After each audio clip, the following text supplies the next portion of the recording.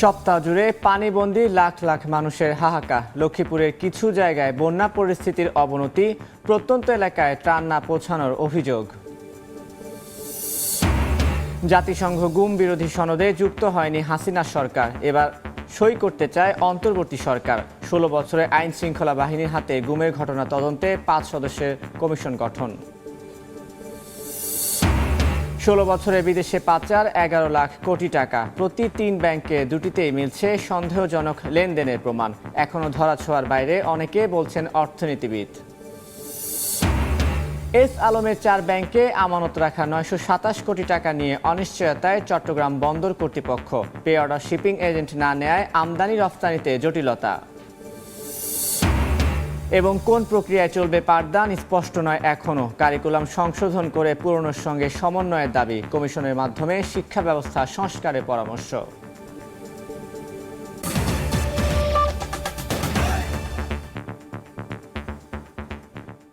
ভোরের সময়ের সঙ্গে আছি আমি তানভীর হাসান। চলমান বন্যা পরিস্থিতিতে লক্ষ্মীপুরের অধিকাংশ জায়গায় পরিস্থিতি অপরিবর্তিত থাকলেও কিছু কিছু জায়গায় বেড়েছে বন্যার পানি। বন্যার্ত মানুষের হাহাকার একটু ত্রাণের জন্য।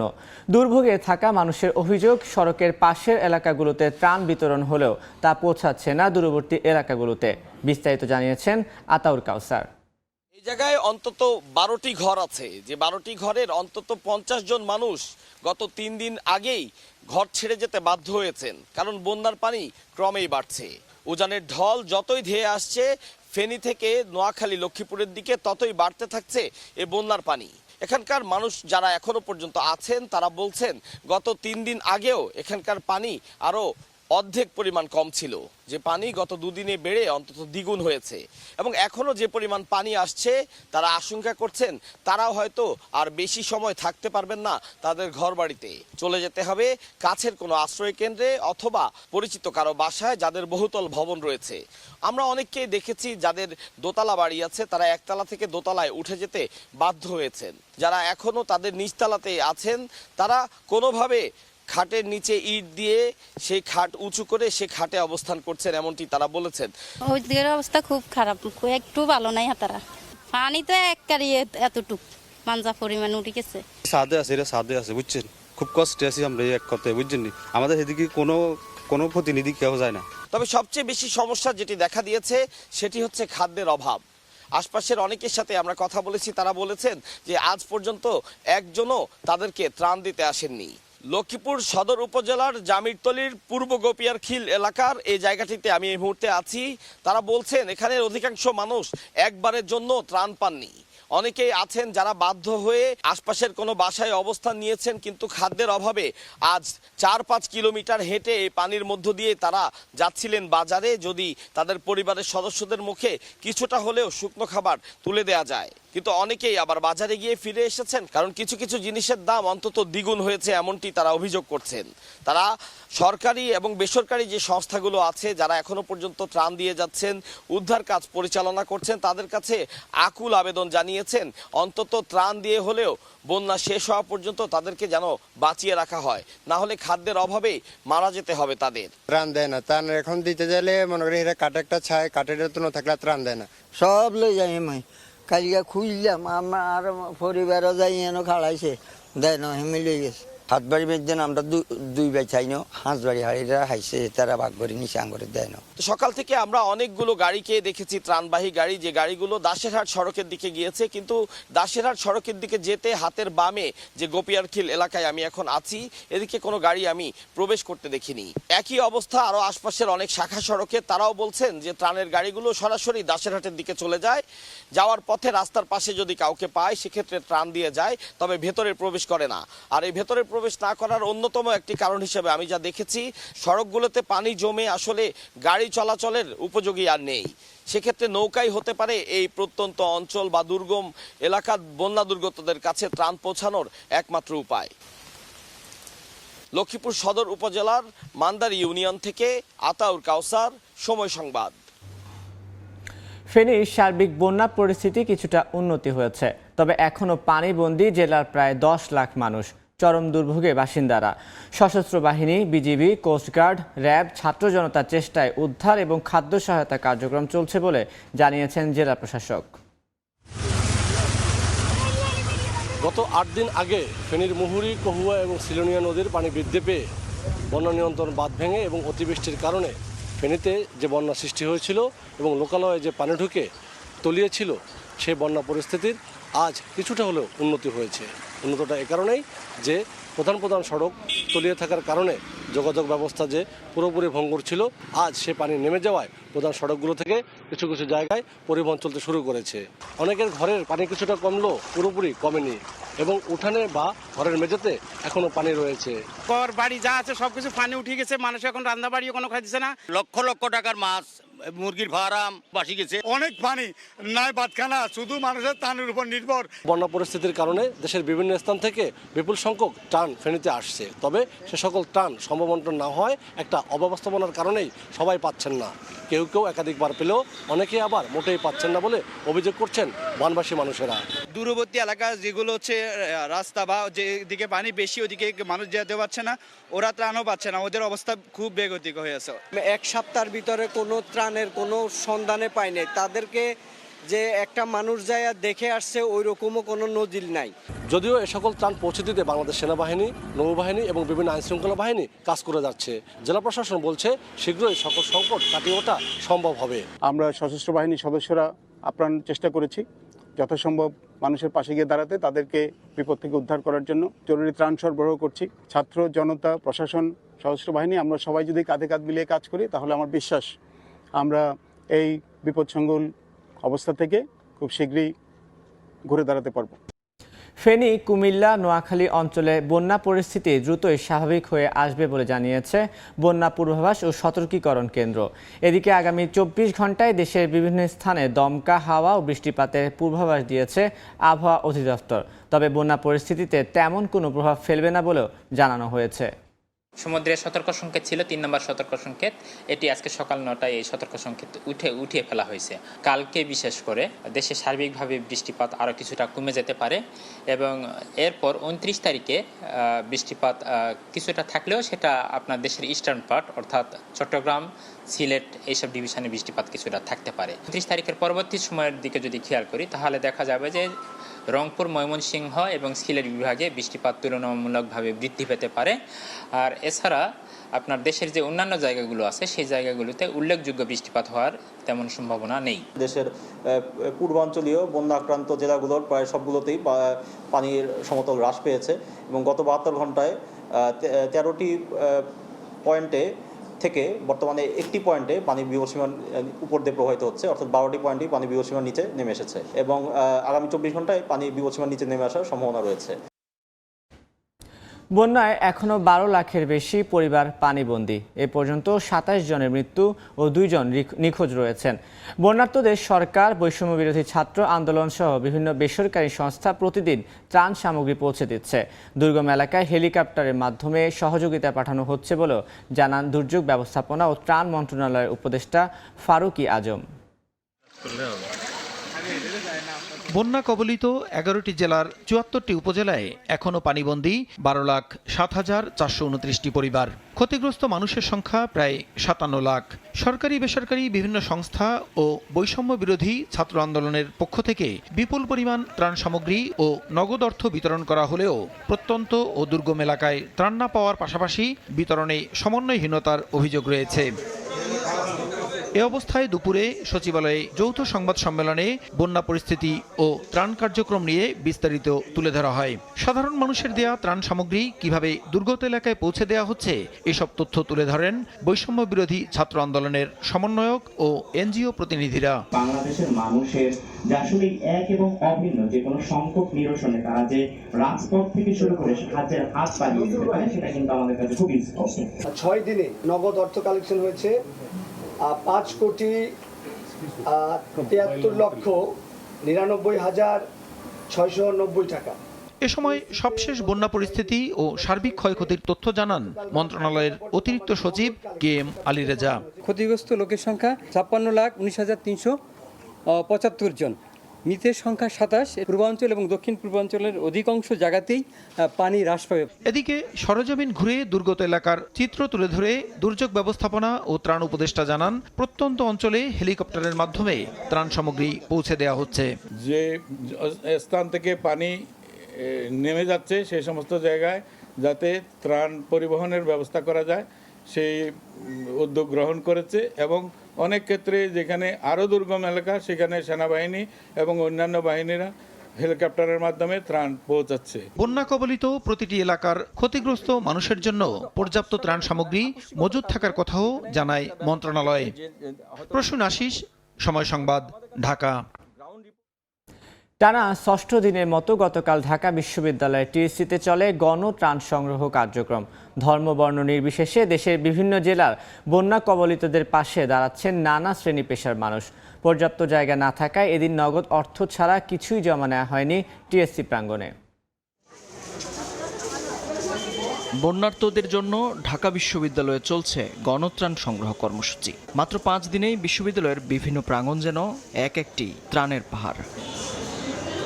এখন পর্যন্ত মোট 6,77,00,000 টাকা সংগ্রহের পাশাপাশি জমা পড়েছে বিপুল পরিমাণ শুকনো খাবার, পানি, শিশু খাদ্য, কাপড়, ঔষধ সহ বিভিন্ন পণ্য। এসব ত্রাণ সামগ্রী পৌঁছেও যাচ্ছে নির্দিষ্ট গন্তব্যে। বৈষম্যহীন বাংলাদেশের আরও এক দৃষ্টান্ত ঢাকা বিশ্ববিদ্যালয়। যেসব জায়গায় আমাদের আওতার ভিতরে আছে সে জায়গাগুলো সেনাবাহিনী এবং আমাদের টিম রেস্কিউ টিমে কাজ করে এই সাপোর্টটা দিচ্ছে। যারা পানিবন্দী আছে তারা কি অনেক কষ্ট আছে, তাদের সুখের জন্য, তাদের একটু কাপড়ের জন্য, তাদের একটু শুকনো খাবারের জন্য আমরা কষ্ট এই কাজটা করতেছি। অল্প কিছু টাকা জমলে এখানেই দেন, ট্রাকে করে পিকনিক করার কোনো মানে হয় না। এখানে কাজ করেন, কোনোভাবে কাজ করলেই হয়। ওই এলাকার প্রশাসন হোক, যে মানুষগুলো ডিস্ট্রিবিউট করছে তারা হোক, তাদের প্রতি বিনীত নিবেদন, এই দুর্যোগকালীন সময় দয়া করে নীতি নৈতিকতা হারাবেন না, ব্যক্তিত্ববোধ হারাবেন না। বায়াসড হয়ে খালি নিজের কাছের কিছু মানুষ, নিজের পরিচিত কিছু এলাকা এরকম জায়গায় বারবার না দিয়ে সবার কথা চিন্তা করে যেন সবার কাছে যায় ত্রাণটা একবারের জন্য হলেও, এটা সবার প্রতি অনুরোধ। পর্যাপ্ত জায়গা না থাকায় ষষ্ঠ দিনে এসে ত্রাণ সংগ্রহের স্থান টিএসসি থেকে সরিয়ে নেওয়া হয় জিমনেশিয়ামে। শুধুমাত্র আর্থিক সহায়তা দাতাদেরই আসতে দেওয়া হচ্ছে টিএসসি প্রাঙ্গণে। জন্মদিনের টাকা, কোর্সের ফি, আবার কেউ ব্যাংকে জমানো টাকা নিয়েই ভিড় করছেন টিএসসি চত্বরে। কোডিং এর কোর্সের জন্য জমাইছিলাম, এখন ওখানে জমা দিয়েছি। মেয়ে বলছে যে আমি আবার যাব, তো ওর জমানো কিছু টাকা ছিল সেগুলো আজকে দিয়ে গেল। আমাদের ছাত্ররা যেভাবে এগিয়ে আসতেছে, আমাদের গার্ডিয়ানদেরকে ওইভাবে এগিয়ে আসা উচিত। এইগুলি সুন্দরভাবে আগায় নিয়ে যাক, এইটাই আমরা আর হানাহানি মারামারি দেখতে চাই না। সবাই বলছেন বানভাসী মানুষের পাশে দাঁড়ানোর মধ্য দিয়ে সূচনা হলো নতুন এক বাংলাদেশের, যোগাচ্ছে সাহসও। মেহেদী হাসান, সময় সংবাদ, ঢাকা। ভোরের সময় আরও থাকছে, কমে কিনে বেশি দরে ডিম বিক্রির ভুয়া রিসিট তৈরি, সিন্ডিকেট করে দাম বৃদ্ধি ঠেকাতে মধ্যরাতে কারওয়ান বাজারে অভিযান, 20,000 টাকা জরিমানা। অন্তর্বর্তী সরকারকে আন্তর্জাতিক মঞ্চে সব সহায়তা দেওয়া হবে বলে জানালো রাশিয়া। এছাড়া বাংলাদেশের বন্যায় উদ্বিগ্ন দাবি করে যে কোনো সহায়তার জন্য প্রস্তুত রয়েছে বলে জানিয়েছে পাকিস্তান। এদিকে সৌদি আরবও বাংলাদেশে বড় পরিসরে বিনিয়োগ করতে আগ্রহী বলে প্রধান উপদেষ্টাকে জানিয়েছেন দেশটির রাষ্ট্রদূত। মঙ্গলবার রাষ্ট্রীয় অতিথি ভবন যমুনায় প্রধান উপদেষ্টা ডক্টর মোহাম্মদ ইউনূসের সঙ্গে সৌজন্য সাক্ষাৎ করেন রাশিয়া, পাকিস্তান এবং সৌদি আরবের কূটনীতিকরা। সরকার গঠনের পর এখন একে একে বিভিন্ন দেশের কূটনীতিকরা আলাদা করে দেখা করছেন অন্তর্বর্তী সরকারের প্রধান উপদেষ্টার সঙ্গে। মঙ্গলবার দুপুরে রাষ্ট্রীয় অতিথি ভবন যমুনায় প্রধান উপদেষ্টা ডক্টর মোহাম্মদ ইউনূসের সঙ্গে দেখা করেন বাংলাদেশে নিযুক্ত রাশিয়ার রাষ্ট্রদূত আলেকজান্ডার ম্যান্টিটস্কি। এ সময় দুই দেশের পারস্পরিক সম্পর্কের বিভিন্ন দিক নিয়ে আলোচনা করেন তারা। প্রধান উপদেষ্টা রাশিয়ার সঙ্গে বাণিজ্য বৃদ্ধি এবং রপ্তানি বাড়ানোর আহ্বান জানান। রাশিয়া বহির্বিশ্বে বাংলাদেশের নতুন সরকারকে সহায়তা করবে জানিয়ে ম্যান্টিটস্কি প্রধান উপদেষ্টাকে বলেন, রূপপুর পরমাণু বিদ্যুৎ কেন্দ্রের নির্মাণ কাজ চূড়ান্ত ধাপে। আশা করা হচ্ছে এখান থেকে 2025 সালেই বিদ্যুৎ উৎপাদন শুরু হবে। পরে একই জায়গায় প্রধান উপদেষ্টার সঙ্গে দেখা করেন ঢাকায় নিযুক্ত পাকিস্তানের হাইকমিশনার সাইদ আহমেদ মারুফ। তিনি জানান, বন্যায় বাংলাদেশের বিপর্যস্ত অবস্থায় পাকিস্তানের নাগরিকরা উদ্বিগ্ন। যে কোনো সহায়তায় ইসলামাবাদ প্রস্তুত বলেও প্রধান উপদেষ্টাকে জানান হাই কমিশনার। এছাড়া ভিসা সহজীকরণ এবং দুই দেশের সরাসরি ফ্লাইট চালুর উদ্যোগ নেয়ার অনুরোধও জানায় পাকিস্তান। ডক্টর মোহাম্মদ ইউনূস সৌজন্য সাক্ষাতে সার্ককে পুনরুজ্জীবিত করে সবার স্বার্থে ইউরোপীয় ইউনিয়নের মডেল দাঁড় করানোর ধারণা তুলে ধরেন।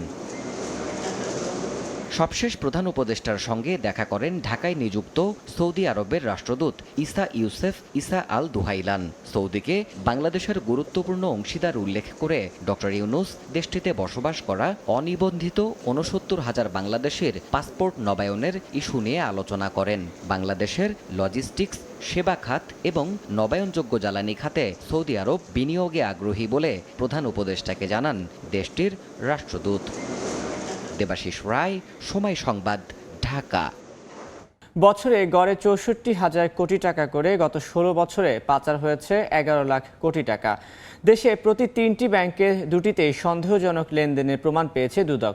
দেশ থেকে বিদেশে হাজার কোটি টাকা যাওয়ার তথ্য বাংলাদেশ ব্যাংক কাছ থেকে লুকাচ্ছে সরকারি বেসরকারি ব্যাংকগুলো। অর্থনীতিবিদরা বলছেন, অর্থ পাচার দেশের মেরুদণ্ডকে ভেঙে দিচ্ছে। মার্জিয়া মুমুর রিপোর্ট। গত ১৬ বছরে দেশ থেকে পাচার হয়েছে ১১ লক্ষ কোটি টাকা। গড়ে বছরে পাচার হচ্ছে ৬৪,০০০ কোটি টাকা। অথচ অর্থ পাচারের ঘটনায় করা মামলাগুলোর ৯৫% নিষ্পত্তি হয়নি। আর পাচারকারী পালিয়ে যাওয়ার পর টনক নড়ছে দুদকের। এমন অবস্থায় প্রশ্ন জেগেছে, তবে কি শস্যের ভেতরেই ভূত? গ্লোবাল ফাইন্যান্সিয়াল ইন্টিগ্রিটির সাম্প্রতিক প্রতিবেদন অনুযায়ী আমদানি রফতানির সঙ্গে পাল্লা দিয়েই বাংলাদেশ থেকে বিদেশে বেড়েছে অর্থ পাচার। ২০০৯ থেকে ১৫ সাল নাগাদ পাচারকারীরা দেশ থেকে ৫,৩৯২ কোটি টাকা ও ২০১৬ সাল থেকে ২০ সাল নাগাদ ৩,২০,০০০ কোটি টাকা বিদেশে পাচার করে। এইসব টাকা পাঠানো হয় যুক্তরাষ্ট্র, সংযুক্ত আরব আমিরাত, যুক্তরাজ্য, সিঙ্গাপুর, কানাডা, মালয়েশিয়া সহ 10টি দেশে। দুর্নীতি দমন কমিশন বলছে, এসব টাকা পাচার হয়েছে দেশের সরকারি ও বেসরকারি ব্যাংকগুলোর মাধ্যমে। গড়ে প্রতি 3টি ব্যাংকের 2টিতেই সন্দেহজনক লেনদেনের প্রমাণ মিলেছে। সরকারি ব্যাংকও আছে, বেসরকারি ব্যাংকও আছে। বাংলাদেশের যতগুলো এক্সিস্টিং ব্যাংক আছে তার 2/3 ব্যাংকই সন্দেহজনক লেনদেনের এলিগেশন আছে। দেশের অর্থনীতিকে ভঙ্গুর করে দেওয়ার জন্য অর্থ পাচারই এনাফ, আর কিছু লাগে না। সেখানে যদি অর্থ পাচার রোধ করা না যায়, ঠেকানো না যায়, সরকারের কাঠামোগুলো যদি অর্থ পাচার রোধ করতে না পারে, তাহলে এই কাঠামো থেকে লাভ কি? অর্থ পাচারের এই মহোৎসবকে অশনি সংকেত উল্লেখ করে বিশ্লেষকরা বলছেন, অর্থ পাচারকারীরা দেশের অর্থনীতির মেরুদণ্ডকে ভেঙে ফেলছে। অনেক বড় বড় ব্যক্তি বা গোষ্ঠী আছে যারা এই কাজগুলো করে থাকে এবং তার ধরাছোঁয়ার বাইরে থেকে যাচ্ছে। অর্থ পাচারের ঘটনায় দৃষ্টান্তমূলক সাজার কথা জানিয়ে ২০২২ সালে হাইকোর্টের একটি বেঞ্চ পাচারকারীদের গুলি করে শাস্তি দেওয়া উচিত বলেও মন্তব্য করেন। মার্জিয়া মুমু, সময় সংবাদ, ঢাকা।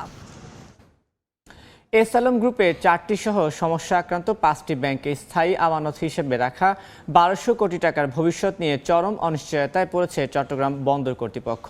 এর মধ্যে এস আলম গ্রুপের মালিকানাধীন 4টি ব্যাংকে আটকা পড়েছে ৯২৭ কোটি টাকা। সেই সঙ্গে এস আলমের অধীনে থাকা 8টি ব্যাংকের পে অর্ডার শিপিং এজেন্টগুলো গ্রহণ না করায় দেশের আমদানি রফতানি বাণিজ্যে নতুন করে জটিলতা সৃষ্টি হয়েছে। শাখার টিপুর ক্যামেরায় বিস্তারিত জানাচ্ছেন কমল দে।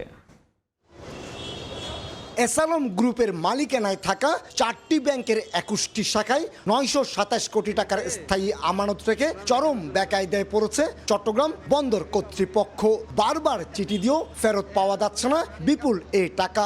এর মধ্যে ইউনিয়ন ব্যাংকের 11টি শাখায় 411 কোটি, সোশ্যাল ইসলামী ব্যাংকের 4টি শাখায় 212 কোটি, ফার্স্ট সিকিউরিটি ইসলামী ব্যাংকের 4টি শাখায় 190 কোটি এবং গ্লোবাল ইসলামী ব্যাংকের 2টি শাখায় 115 কোটি টাকা আটকা পড়েছে। দীর্ঘদিন ধরেই বন্দর কর্তৃপক্ষ এসব ব্যাংকে রাখা স্থায়ী আমানতের লভ্যাংশ বঞ্চিত হচ্ছিল। সে সাথে সাবেক ফার্মার্স ব্যাংক, বর্তমানে পদ্মা ব্যাংকের খাতুনগঞ্জ শাখার কাছে বন্দরের পাওনা রয়েছে 180 কোটি টাকা। এই অবস্থায় স্থায়ী আমানতের টাকা ফেরত দিতে ব্যাংকগুলোর কর্মকর্তাদের সাথে বৈঠক করে বন্দরের পক্ষ থেকে চিঠি দেওয়া হয়েছে। এই ব্যাংকগুলা আমরা ইতিমধ্যে চিঠি দিয়েছি আমানত ফেরত দেওয়ার জন্য। সেগুলোর মধ্যে আপনার গ্লোবাল ইসলামী ব্যাংক, ফার্স্ট সিকিউরিটি ইসলামী ব্যাংক, ইউনিয়ন ব্যাংক, সোশ্যাল ইসলামী ব্যাংক, এই কয়েকটা ব্যাংকের সাথে আমরা আজকে মিটিং করেছি এবং তাদেরকে আমাদের আমানতটা দ্রুত ফেরত দেওয়ার জন্য তাগাদা দিয়েছি। এদিকে অ্যাসালম গ্রুপের সমস্যা আক্রান্ত ব্যাংকগুলো নিয়ে দেশের আমদানি রপ্তানি বাণিজ্যে নতুন করে জটিলতা সৃষ্টি হয়েছে। বিশেষ করে শিপিং এজেন্টদের পাশাপাশি ফ্রেড ফরওয়ার্ডরা এই গ্রুপের 8টি ব্যাংকের প্রে অর্ডার গ্রহণ করছে না। এমনকি 21টি বেসরকারি অফডকও অলিখিতভাবে এসব ব্যাংকের প্রে অর্ডার বয়কট করছে। ফলে আমদানি পণ্যের এলসি খোলা কিংবা পণ্য ছাড় করার ক্ষেত্রে সৃষ্টি হচ্ছে দীর্ঘসূত্রিতার। পুরাতন প্রে অর্ডার ফেরত দিয়ে নতুন প্রে অর্ডারের জন্য ব্যাংক থেকে ব্যাংকে ঘুরছে ব্যবসায়ীদের পাশাপাশি সিএনএফ এজেন্টরা। অনেক সিএনএফ এজেন্টের একটি ব্যাংকে অ্যাকাউন্ট আছে, তিনি ওইখান থেকে পে অর্ডার করে নিয়ে গেছেন, নিয়ে যাওয়ার পরে আবার ওইটা ওনারা ব্যাক করে দিচ্ছেন, ফিরে এসে আবার এটা ব্যাংকে জমা দিয়ে আরেকটা ব্যাংকে ক্যাশ টাকা নিয়ে গিয়ে পে অর্ডার করতে হচ্ছে। এই করতে করতে 1 দিন 2 দিন বিলম্ব হচ্ছে। এমনিতেই পোর্ট কনজেস্টেড হয়ে আছে, ওনাদের এই কার্যক্রমটি আরও বিলম্ব করছে এই পণ্য খালাস এবং পরিবহনে। 5টা বা 6টা যে ব্যাংক আছে ওই ব্যাংকের পে অর্ডারগুলো ডিপোরা নিতে চাইছে না, যেহেতু এই পে অর্ডারগুলো নগদায়ন হচ্ছে না। সুতরাং এরকম একটা ইন্টারনাল হয়তো সার্কুলার ডিপোগুলো নিজেদের আর্থিক সতর্কতা থেকেই জারি করেছে। যেটিতে পণ্যবাহী জাহাজ ভেড়ানো, পণ্য ওঠানামার চার্জ এবং ইয়ার্ড ভাড়া থেকে চট্টগ্রাম বন্দর কর্তৃপক্ষ বছরে 1 থেকে 1.5 কোটি টাকা রাজস্ব আদায় করে। পরবর্তীতে এই টাকা বন্দর এবং শ্রমিকদের স্বার্থে খরচ করা হয়। তবে ব্যাংকগুলো আগামী ডিসেম্বরের মধ্যে স্থায়ী আমানতের টাকা ফেরত দেওয়ার মৌখিক অঙ্গীকার করলো। এর দ্রুত সমাধান চেয়েছে বন্দর কর্তৃপক্ষ। বিভিন্ন খাত থেকে রাজস্ব হিসেবে পাওয়া অন্তত 6,000 কোটি টাকা স্থায়ী আমানত হিসেবে বিভিন্ন ব্যাংকে জমা রেখেছে চট্টগ্রাম বন্দর কর্তৃপক্ষ। আর এর মধ্যেই 1200 কোটি টাকা আটকে আছে সমস্যাক্রান্ত 5টি ব্যাংকে। এসব টাকা মূলত বন্দর সেফটি মানি হিসেবেই ব্যবহার করছিল, কিন্তু জামানতের বিশাল অংশ ব্যাংকে আটকে থাকায় নানামুখী জটিলতার মুখে পড়তে হবে এমনটি সংখ্যা বন্দর কর্মকর্তাদের। চট্টগ্রাম বন্দর থেকে কমল দে, সময় সংবাদ। রকিব হুদার কমিশনের নিয়োগ ও দায়মুক্তি কেন অবৈধ হবে না তা জানতে চেয়ে রুল জারি করেছেন হাইকোর্ট। 4 সপ্তাহের মধ্যে এই রুলের জবাব দিতে বলা হয়েছে। রিটকারী আইনজীবী বলছেন 2014 ও 2018 সালের বিতর্কিত নির্বাচন। এদিকে অ্যাটর্নি জেনারেল জানিয়েছেন দল হিসেবে আওয়ামী লীগের নিবন্ধন বাতিলের কোনো ইচ্ছে নেই অন্তর্বর্তী সরকারের। জেলাগুলির নির্বাচন অনুষ্ঠানের জন্য রিটার্নিং অফিসার সহকারী 2014 সালের জাতীয় নির্বাচনের 2 বছর আগে প্রধান নির্বাচন কমিশনার হিসেবে নিয়োগ দেওয়া হয় কাজী রকিবউদ্দিন আহমেদকে। সেই কমিশনের অধীনেই অনুষ্ঠিত হয় একতরফা 10ম সংসদ নির্বাচন। রকিবের মেয়াদ শেষের পর দায়িত্বে আসেন KM নুরুল হুদা। 2017 সালে নিয়োগ পান তিনি। তাদের অধীনে অনুষ্ঠিত হয় 2018 সালের আরেকটি বিতর্কিত নির্বাচন। রকিব ও হুদা কমিশনের 2টি নির্বাচনই দেশে বিদেশে ব্যাপক সমালোচনার জন্ম দেয়। 2022 সালে এসে এই 2 কমিশনকে দায়মুক্তি দেয় আওয়ামী লীগ।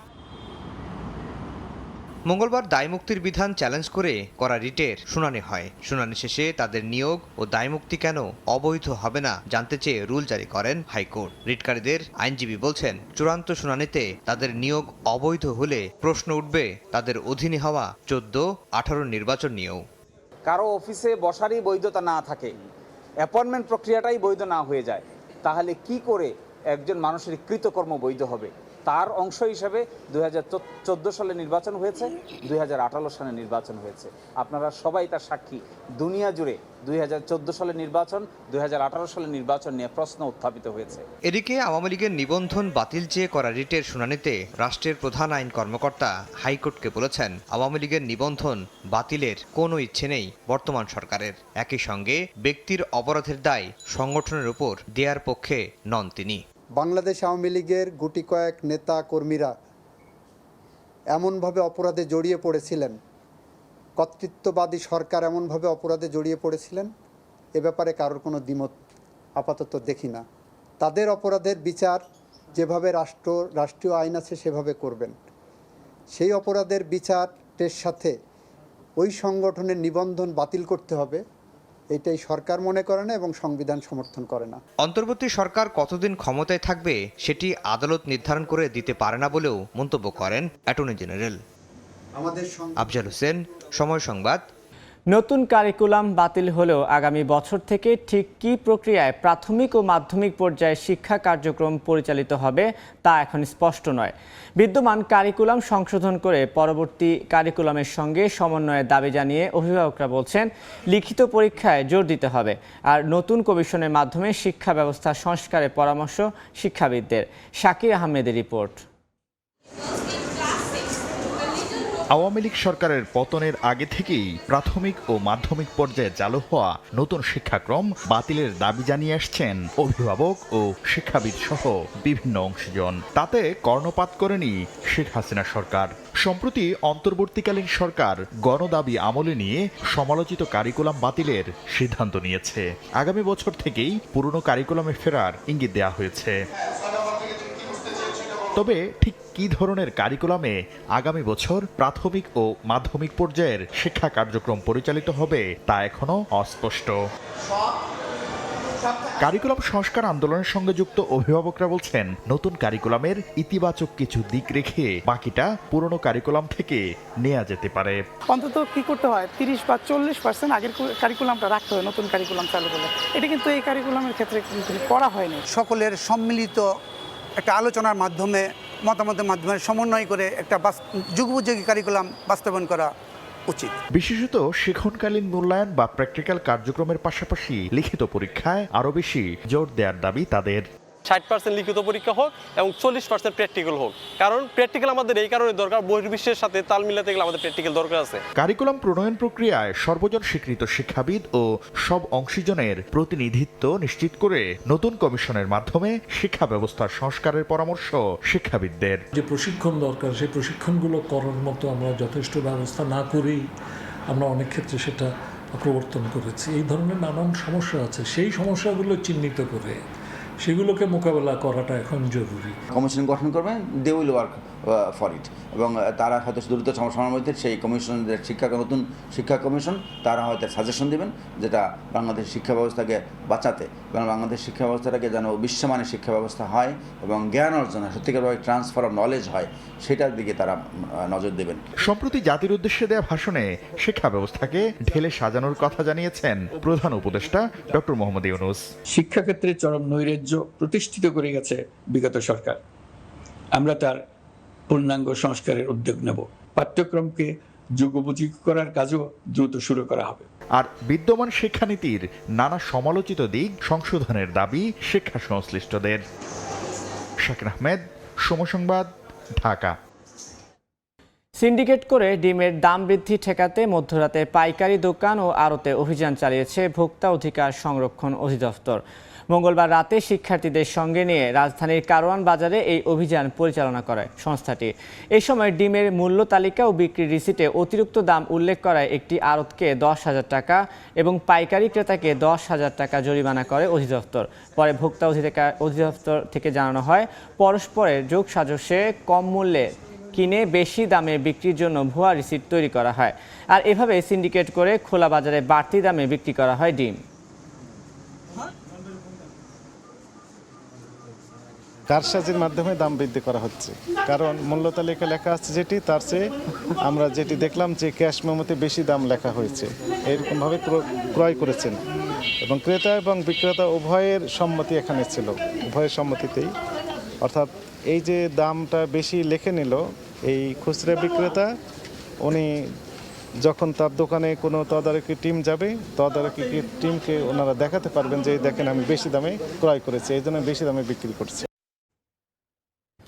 বন্ধের পথে রাজশাহী নগরী 5টি ফ্লাইওভারের নির্মাণ কাজ। আওয়ামী লীগ সরকারের পতনের পর থেকে লাপাত্তা ঠিকাদারি প্রতিষ্ঠানগুলো।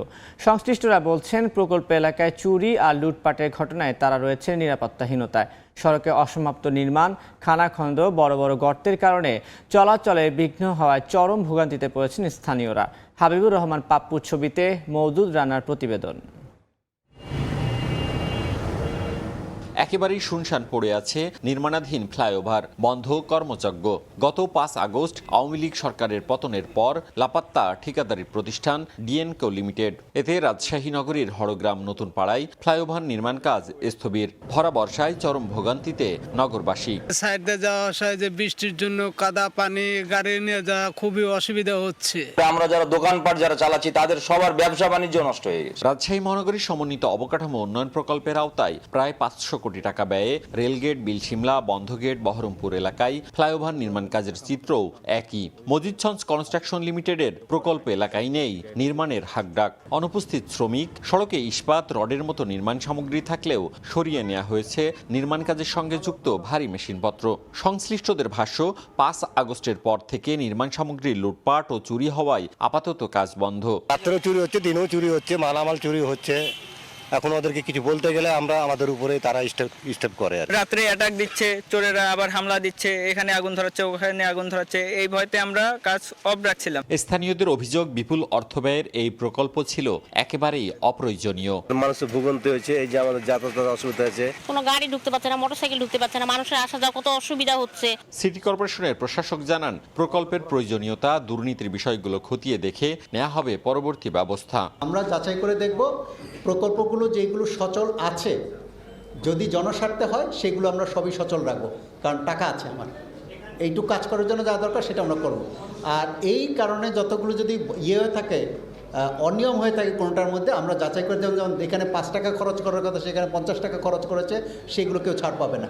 রাজশাহী নগরীতে নির্মাণ শেষ হওয়া 2টি সহ মোট 7টি ফ্লাইওভারের জন্য সিটি কর্পোরেশনের বরাদ্দ প্রায় 821 কোটি টাকা। নগরীর সমন্বিত অবকাঠামো উন্নয়নে গত সরকারে বরাদ্দ ছিল 3000 কোটি টাকা। মওদুদ রানা, সময় সংবাদ, রাজশাহী। 2 মাস আগে মজুত করা আলু 25 থেকে 30 টাকা কেজিতে বিক্রি হলেও জয়পুরহাটে এখন কিনতে হচ্ছে 50 থেকে 60 টাকা পর্যন্ত। শিক্ষার্থীরা আলুর দাম বেঁধে দিলেও তা মানছেন না ব্যবসায়ীরা। এতে ক্ষুব্ধ ক্রেতারা। আলুর দাম ও ভাড়া বৃদ্ধির অজুহাতে হিমাগার মালিকদের। তবু বাজার নিয়ন্ত্রণে শিগগিরই অভিযানে নামার আশ্বাস সংশ্লিষ্ট বিভাগের। শাহিদুল ইসলাম সবুজের রিপোর্ট। দেশের অন্যতম আলু উৎপাদনকারী জেলা জয়পুরহাট। প্রতি বছর মৌসুম শেষে হিমাগারে মজুত করা হয় আলু, পরে চাহিদা অনুযায়ী বিক্রি করেন ব্যবসায়ীরা। তবে চলতি মাসে আবারও বেড়েছে আলুর দাম। জেলার বাজারগুলোতে প্রতি কেজি স্টিক আলু বিক্রি হচ্ছে 50 টাকায়, পাকড়ি আলু 60 টাকায় এবং ভান্ডারপুরের আলু বিক্রি হচ্ছে 65 টাকায়। ছাত্র জনতার অভ্যুত্থানের পর বাজার মনিটরিং কালে শিক্ষার্থীরা আলুর দাম বেঁধে দিলেও তা মানছেন না ব্যবসায়ীরা। এতে ক্ষুব্ধ ক্রেতা। অন্যান্য বাজার নিমন্ত্রণে আছে, কিন্তু আলুর দামটা খুব অতিরিক্ত বেড়ে গেছে ভাই। 46 টাকা 45 টাকা আমরা কিনতেছি, খুচরা মূল্য 50 টাকা বেচতেছি। এদিকে চলতি মৌসুমে হঠাৎ জয়পুরহাটের হিমাগারগুলোতে ভাড়া বৃদ্ধির প্রতিবাদে মানববন্ধন ও প্রশাসনের কাছে স্মারকলিপি দেন কৃষক ও ব্যবসায়ীরা। এরপরও অটল হিমাগার মালিকরা। আলুর দাম ও হিমাগারের ভাড়া বৃদ্ধির অজুহাত তাদের। এনারা বলে আলু রাখার সময় 280 টাকা ভাড়া নেব, এখন আলু নিতে আসি তারা আমাদের উপর ভাড়া জুলুম করতেছে 360 টাকা। স্টোরের মালিকেরা আমাদের উপর জুলুম করে 350 টাকা ভাড়া করে আমাদেরকে অন্যায়ভাবে টাকা নিচ্ছে। 4 ধাপে বিদ্যুৎ বিল বাড়তি হবে, কিন্তু ভাড়া তো আর পরে বাড়তি করা সম্ভব নয়, যার কারণে প্রথম থেকেই ভাড়াটা বাড়তি করছে। তবে বাজার নিয়ন্ত্রণে শিগগিরই অভিযানে নামার আশ্বাস কৃষি বিপণন অধিদপ্তরের। এখানে যদি কোনো সিন্ডিকেট করে আলুর দাম বৃদ্ধি করার চেষ্টা করে, তাহলে আমরা জেলা প্রশাসনের সহযোগিতায় কৃষি বিপণন আইন অনুযায়ী অভিযানে নামব। কৃষি বিভাগের তথ্য মতে চলতি বছর জেলার 19টি হিমাগারে 1,86,000 মেট্রিক টন আলু মজুত করা হয়। এর মধ্যে এ পর্যন্ত বিক্রি করা হয়েছে প্রায় 90,000 মেট্রিক টন। শাহিদুল ইসলাম সবুজ, সময় সংবাদ, জয়পুরহাট। বগুড়া থেকে কমেছে পণ্য রফতানি। জেলা চেম্বার অব কমার্স অ্যান্ড ইন্ডাস্ট্রিজের তথ্য বলছে, গত বছরের তুলনায় চলতি বছরের প্রথম 7 মাসে এ জেলা থেকে রফতানি আয় কমেছে 81%। গত বছরে 7 ধরনের পণ্য রফতানি হলেও এবার হয়েছে 3 ধরনের। এজন্য কাঁচামাল আমদানি নির্ভরতাকে দায়ী করছে বিসিক। শাহাদুল ইসলামের ছবিতে আব্দুল আউয়ালের report. Centrifugal pump, air filter, rice bran oil সহ বিভিন্ন পণ্য বগুড়ায় উৎপাদন করে রপ্তানি করা হয় বিদেশে। তবে সম্প্রতি বড় ধাক্কা এসেছে জেলার রপ্তানি খাতে। জেলার চেম্বার অব কমার্স অ্যান্ড ইন্ডাস্ট্রিজের তথ্য মতে চলতি বছরের জানুয়ারি থেকে জুলাই পর্যন্ত বগুড়া থেকে 33,08,773 মার্কিন ডলারের পণ্য রপ্তানি হয়েছে। একই সময়ে 2023 সালে রপ্তানি হয়েছে 3,98,555 মার্কিন ডলার। গত বছর প্রতি মাসে রপ্তানি হয়েছে 25 লাখ মার্কিন ডলারের বেশি। চলতি বছরের প্রতি মাসে এ সংখ্যা নেমে এসেছে 5.5 লাখের বেশি। এজন্য অর্থনৈতিক অস্থিরতা, এলসি জটিলতা ও ডলারের চড়া দামকে দুষছেন ব্যবসায়ীরা। ডলারের দাম বেশি হতে আমাদের কষ্ট বেশি পড়তেছে। এখন সেক্ষেত্রে আমরা যে চায়নার সঙ্গে হয়তো আপনার কম্পিটিশন করে পারতেছি না, যার ফলে আমাদের রপ্তানিটা সম্ভব হচ্ছে না। এই কাঁচামালটা যদি আমাদের অ্যাভেলেবেল হয়, হ্যাঁ, এই যে সরকার এর আগে একটা করে দিছে যেটাতে রাইস ব্র্যান্ডটা এক্সপোর্ট হয় না। তো এই জায়গা থেকে যদি আরও একটু সতর্ক হয়ে আমরা যদি মিলগুলো সবসময় রাইস মিলগুলো সবসময় চালু রাখার ব্যবস্থা রাখা যায়, সেই ক্ষেত্রে আমাদের এই ব্র্যান্ডটা মানে অ্যাভেলেবেল হলে আমরা এই শিল্পটাকে ভালোভাবে চালাতে পারবো। তবে এ পরিস্থিতির জন্য কাঁচামাল আমদানি নির্ভরতাকে দায়ী করছে বিসিক। অনেক কাঁচামাল আমাদের কিন্তু আমদানি নির্ভর, বিদেশ থেকে আনতে হয়। তো সেই কাঁচামালের যদি আমরা সঠিক সময়ে আমাদের উদ্যোক্তারা না পায়, সেক্ষেত্রে কিন্তু তারা উৎপাদন একটা ব্যাহত হয়। সংশ্লিষ্ট যারা আছে সবাই আমাদের এই দেশীয় শিল্পটাকে বেঁচে রাখার জন্য যা যা করণীয় সবারই এগিয়ে আসা উচিত। 2019 সালে বগুড়া থেকে পণ্য রপ্তানি সর্বোচ্চ আয় হয় 7,23,30,632 মার্কিন ডলার। আব্দুল আউয়াল, সময় সংবাদ, বগুড়া। সরকার নির্ধারিত দামে চাঁপাইনবাবগঞ্জে মিলছে না সার। বস্তা প্রতি অতিরিক্ত 150 থেকে 300 টাকা দিয়ে কিনতে হচ্ছে ইউরিয়া, ডিএপি, টিএসপি ও এমএপি সার। ডিলারদের কারসাজির কারণে কৃষককে বাড়তি এ অর্থ গুনতে হচ্ছে। এতে উৎপাদন খরচ বাড়ায় চলতি আমন মৌসুমে লোকসানের শঙ্কা তাদের। অতিরিক্ত দাম নিলে প্রয়োজনীয় ব্যবস্থা নেওয়ার আশ্বাস কৃষি বিভাগের। জাহাঙ্গীর আলমের তথ্য ও শাহজাহান আলীর ছবি নিয়ে রিপোর্ট। আমন ধানের চারা রোপণের পর অন্তত 3 দফায় ইউরিয়া সহ বিভিন্ন সার প্রয়োগ করতে হয়। তবে সরকার নির্ধারিত দামের চেয়ে অতিরিক্ত মূল্য দিয়ে চাঁপাইনবাবগঞ্জে সার কিনতে হচ্ছে কৃষকদের। এতে উৎপাদন খরচ বাড়ার পাশাপাশি লোকসানের শঙ্কায় তারা। সরকার নির্ধারিত বস্তা প্রতি ইউরিয়া ও টিএসপি সার 1,350 টাকা, ডিএপি 1,050 টাকা এবং এমওপি সারের মূল্য 1,000 টাকা। কিন্তু ডিলার সিন্ডিকেটের কারণে প্রতি কেজি সারে অতিরিক্ত 3 টাকা গুনতে হচ্ছে কৃষকদের। আর বস্তা প্রতি বাড়তি খরচ হচ্ছে 150 থেকে 300 টাকা পর্যন্ত। কৃষকদের অভিযোগ, জমিতে সারের প্রয়োজন থাকায় বাধ্য হয়েই কিনতে হয় সার। সিন্ডিকেটের বিরুদ্ধে কঠোর আইনগত ব্যবস্থা নেওয়ার দাবি তাদের। ধানের দাম হলো 1200, এক বস্তা সাহারের দাম 1450। একজন কৃষক বলতে পারবে না যে ন্যায্য মূল্য পাচ্ছে। সরকারি নির্ধারিত দাম আমরা পাই না, নাহলে 100 টাকা বা 150 টাকা বেশি দিলেই তো আপনাকে। বাজার মনিটরিং বৃদ্ধি ও কৃষিতে সার ব্যবস্থাপনায় কৃষক প্রতিনিধিদের অংশগ্রহণ নিশ্চিত করার দাবি কৃষক নেতাদের। কৃষকদের প্রতিনিধিদেরকে সম্পৃক্ত করা, যারা আসলে তথ্যটা তুলে ধরতে পারবে এবং এই ধরনের ক্রাইসিসগুলো যেন না হয়, সরকার যেন ভর্তুকি দেওয়ার পরে যেন প্রশ্নবিদ্ধ না হন। অতিরিক্ত দাম নিলে ভ্রাম্যমাণ আদালত পরিচালনা করে প্রয়োজনীয় ব্যবস্থা নেওয়ার আশ্বাস কৃষি বিভাগের। যারা দীর্ঘ সময়ের জন্য সারটা নেয় বাকিতে, সেই জায়গায় কিন্তু কিছু তারা বেশি ধরে রাখে, এই অভিযোগটা করে তাদের। আমার কাছে জানা মতে এতটুকু, আমার জানা মতে যত জায়গায় যে কিছু কৃষক বলে যে সার দাম বেশি চাইতেছে, কিছু জায়গায় আছে অভিযোগ, এটা কিন্তু খুচরা বিক্রেতা পর্যায়ে। আপনি যেহেতু বলছেন, আমি এটা ডিসি মহোদয়ের কাছে উপস্থাপন করে মোবাইল কোর্টের জন্য আমি কিছু ব্যবস্থা করতে হবে। এটা চাঁপাইনবাবগঞ্জে চলতি মৌসুমে 54,375 হেক্টর জমিতে আমন ধানের আবাদ হয়েছে। সময় সংবাদ, চাঁপাইনবাবগঞ্জ। 2 বছর আগে পরিত্যক্ত ঘোষণা করা হয়েছে ভবন। শ্রেণীকক্ষ সংকটে সেখানেই চলছে ক্লাস। এ কারণে ঝুঁকিতে আছে নওগাঁ সদরের PM গার্লস স্কুলের শিক্ষক শিক্ষার্থীরা। তবে বরাদ্দ পেলে জরিপ অনুযায়ী নতুন ভবন নির্মাণের আশ্বাস সংশ্লিষ্ট বিভাগের। রকিবুল ইসলামের ছবিতে MR রকির রিপোর্ট। ভবনের দেয়াল ও ছাদে ফাটল, প্রায় খসে পড়ছে পলেস্তারা। এর মধ্যে ঝুঁকি নিয়ে চলছে শিক্ষা কার্যক্রম। 2 বছর আগে নওগাঁ সদরের PM গার্লস স্কুলের ভবন ঝুঁকিপূর্ণ ও পরিত্যক্ত ঘোষণা করে জেলা প্রশাসন। এরপর নতুন ভবন নির্মাণ না করা ও শ্রেণীকক্ষ সংকটে সেখানে ক্লাস করতে বাধ্য হচ্ছেন শিক্ষক শিক্ষিকারা। তারা জানান, বৃষ্টি হলেই ছাদ চুঁয়ে পানি নিচে পড়ে, রয়েছে যে কোনো সময় ভবন ধসের শঙ্কাও। শহরের ঐতিহ্যবাহী এই বিদ্যালয়ে ক্লাস 6 থেকে 10 পর্যন্ত শিক্ষার্থীর সংখ্যা প্রায় 1000। 1909 সালে প্রতিষ্ঠিত এই বিদ্যালয়কে 2022 সালে পরিত্যক্ত ঘোষণা করা হয়েছে। তারপরও জায়গার অভাবে নিত্য ক্লাস করতে হচ্ছে ঝুঁকি, আতঙ্ক আর শঙ্কা নিয়ে শিক্ষার্থীদের। আমাদের উচিত এই বিদ্যালয়কে নতুন করে গড়ে তোলা। যাদের আজমা আছে তাদের ফ্যানের বাতাসে ধুলাবালি মিশে তাদের প্রবলেম হয়। এছাড়াও বর্ষাকালীন সময়ের নিচে আমাদের পানি জলবদ্ধতা হয়, যে কারণে অনেক সময় ক্লাস করতে পারি না। আমরা আমাদের জীবনের ঝুঁকি নিয়ে বিদ্যালয়ে আসি, কিন্তু আমাদের যেসব পার্শ্ববর্তী বিদ্যালয় আছে তারা সবাই নির্দ্বিধায় বিদ্যালয়ে আসে। অনেক সময় ধসে যাওয়ার সম্ভাবনা থাকে, তো আমাদের একটা নতুন ভবনের খুব প্রয়োজন। শিক্ষকরা জানান, নতুন ভবন নির্মাণের জন্য বিভিন্ন দপ্তরে আবেদন করেও মিলছে না কোনো সমাধান। আমরা এই ঝুঁকির ভিতরে ক্লাস নিচ্ছি, বারবার আমরা চেষ্টা করতেছি, তারপরে আমরা পিছাই আছি। আমরা বাচ্চাদের নিয়ে এখন কোথায় দাঁড়াবো? বিভিন্ন অফিসে চেষ্টা করেছি যে নতুন ভবনের জন্য, কোথায় যেন আমাদের ফাইলটা আটকে গেছে, অতীব জরুরি। ডিসি স্যারের কাছে আবেদন করেছি, তারপরে প্রকৌশলীতে আবেদন করেছি, তবু বিদ্যালয়টি আমার তাড়াতাড়ি বিল্ডিং পাচ্ছি না।